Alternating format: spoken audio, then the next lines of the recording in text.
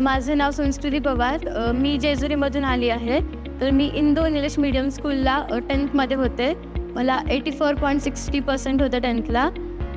त्यानंतर मी दिशा academy वाईमध्ये नीटसाठी admission घेतलं. Faculty वगैरे खूप छान आहे. शिकवण्याचं नेचर मीन्स त्यांची बॉडी लँग्वेज वगैरे खूप छान प्रकारे शिकवतात. डाऊट क्लिअरिंग पण खूप छान आहे आणि बाकीचा पण रिस्पॉन्स खूप छान आहे. तर माझं तर ड्रीम कॉलेज एम्स दिल्ली आहे की जे सगळ्यात नीट ॲस्पिरंटचं ड्रीम कॉलेज. म्हणजे जेव्हा मी DMIT वगैरे केलेली तेव्हा माझं औल आलेलं म्हणजे कन्फ्युजिंग थोडं. तर मी अजूनही थोडेसे असते कन्फ्युजिंग.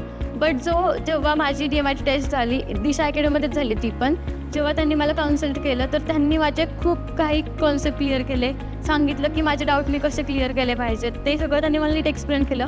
तेव्हापासून जी माझी कन्फ्युजनची लेवल होती थोडीशी कमी झाली, मीन्स छान झाली.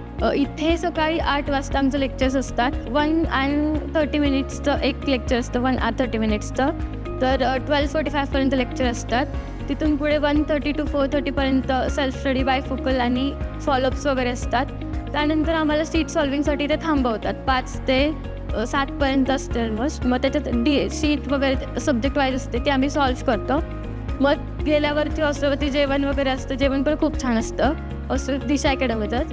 तर नंतर आम्ही सेल्फ स्टडीला मी अकॅडमीत पण आलो आहे. बट माझं हॉस्टेलवरती छान स्टडी होतो. 15 ऑगस्ट असतं तेव्हा आम्हाला बाहेर इथे दिशाचं प्ले स्कूल पण आहे आणि ज्युनियर कॉलेज पण आहे आणि स्कूल पण आहे. तर त्यांचे प्रोग्राम्स ते बघायला नेतात. स्पोर्ट डे वगैरे असतो, अकॅडमिक ट्रिप असते, असं असतं. देन जसे टीचर्स फॉलोअप घेतात त्याच्यामध्ये आपल्याला आपण कुठे कमी पडतो हे सगळं समजून येतं. मीन्स तुम्ही जर बेसिक्स पण कच्चं असेल ना तर तुमचं दिशा अकॅडमीचं ब्रिजमध्ये कवर होऊ शकतं. खूप छान प्रकारे फॅकल्टी पण बेसिक्सपासून नीट शिकवतात असं. सो मग तुम्ही तिथे अप्लाय करू शकता. कोणती JEE NEET CET कोणतं असेल तरी तुम्ही छान येते रिझल्ट.